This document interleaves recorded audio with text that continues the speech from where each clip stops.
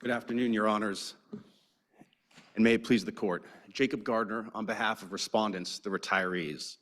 The retirees spent their lives serving this city. How do they figure out the base, the threshold, that amount? You know, they're saying that they have to pay 100% of whatever. How do you get to that figure? Sure. So first of all, a little history here. The first statutory cap plan was the HIP Blue Cross 21-day plan.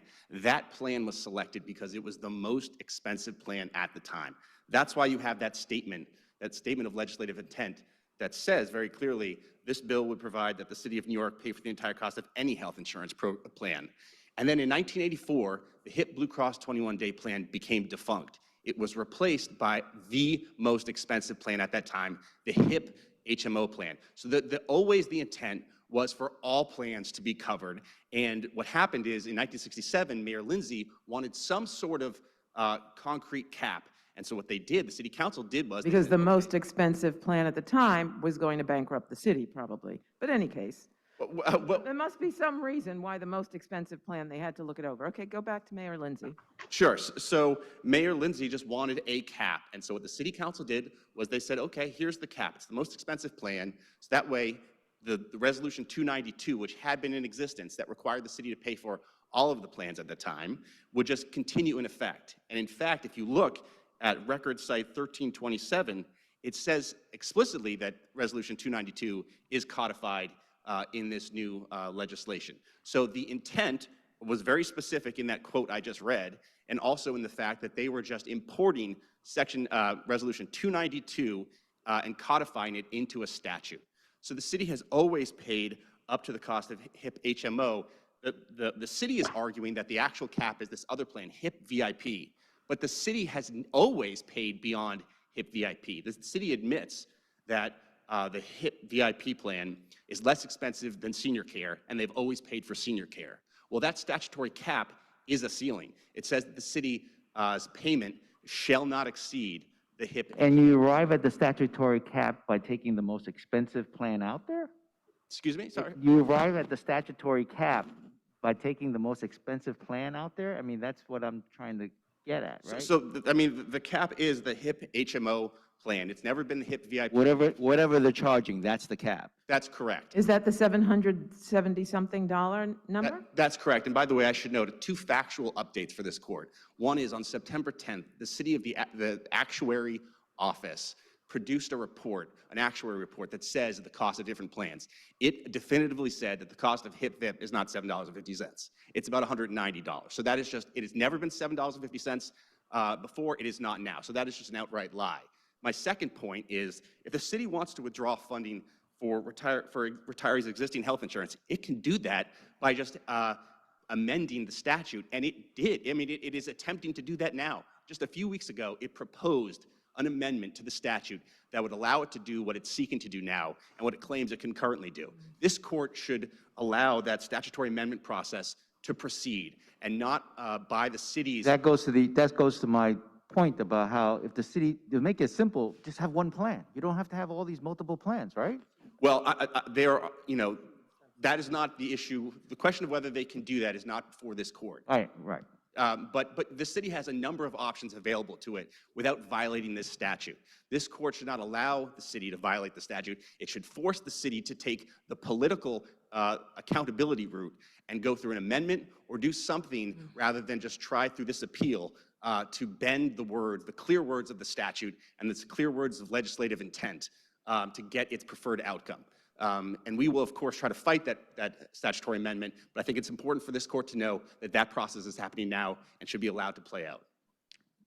Thank you. Thank you very much.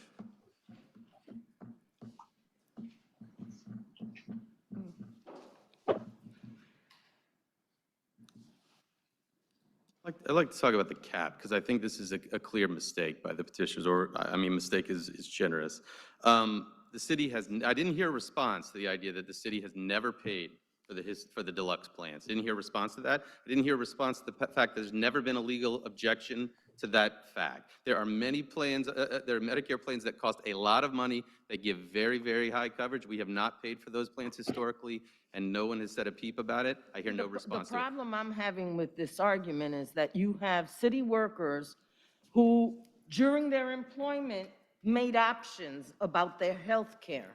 And not all people are in the same position. So you have some people who perhaps have overcome cancer and various other kind of diseases and conditions that they don't want an HMO plan. They need to have a plan that allows them to pick their own doctor.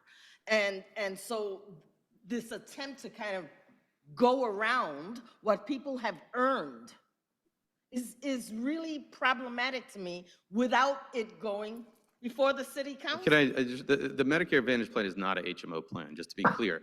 The HIP HMO plan that's referenced in the cap is an HMO plan, but the Medicare Advantage So plan is unlike my colleague here, I am not for a one plan fits all, because one plan does not fit all. the city doesn't disagree with that. We think the better route for retirees and employees and others would be for there to be multiple plans offered, and to recognize what's clear about Ad Code 12-1-126 is that the premium pre-guarantee attaches only to one plan. If I could just talk about the cap, because I think this. Wait, so Counsel, only for one me- plan. So that would mean only one plan is covered up to the amount, and then all the others are available, but you got to pay. That's right. You have an option to decline that To pay plan. the premium, so that's not offering a plan.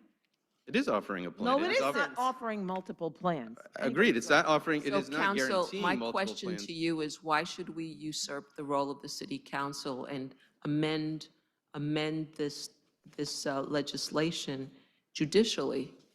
I'm not asking you to amend it, I just asked you to construe it. And I think that, and if I could just talk about the cap, because I do think this is really important. The language referenced in Again, the statute your is. time is up. That's happened before. I'm going to give you a few minutes to, Right, I appreciate it, Your Honor. This is a $600 million annual issue. yes, I The- understand. The, Everybody here today has had a very important issue. no question. Okay. The local law refers to HIP HMO. There are two different HIP HMOs, as there are for many plans. There are two versions, one for Medicare eligible, one for non-Medicare eligible. The costs are radically different, 4 to 1 or more. And it is totally consistent with the statutory language to understand that reference to HIP HMO in the case of Medicare eligible individuals refers to the HIP Medicare HMO. And I'm glad that the petitioners mentioned the report of the actuary, the city actuary. Every single year, the city actuary reports on the city's plans, and the actuary recognizes that HIP HMO has two versions, a Medicare version and a non-Medicare version. And I want to just draw the court's attention, if I can, briefly to a 4-word phrase that comes right after HIP HMO in the local law, which is on a category basis. And what that shows you is that the city council understood that they wanted this statutory cap not to be the most expensive plan that you could find, to have a cap that was meaningless, but for it to be an apples to apples comparison, and apples to apples. But the one you HIP have now HMO is plan. $7. Am I correct? Am I mistaken about that? That was for this past Is plan that year. what it We don't is? know what the cost will be for the next plan Is year. it $7? For this plan year, that was the price, but we don't know what it will be for next plan year. And I will say petitioners have suggested, without any basis, that the reason that price was dropped was because the provider was also involved in the former Medicare Advantage plan. I'm just going to point out, they're not involved in the Medicare Advantage plan anymore. And so we'll see if that price holds or if it doesn't. But the fundamental reality is that a cap for Medicare eligible individuals should not be based on the exorbitantly more expensive plans for non-Medicare eligible individuals. Fundamentally unfair and improper. Thank Never you. has happened. Thank you. Thank you both.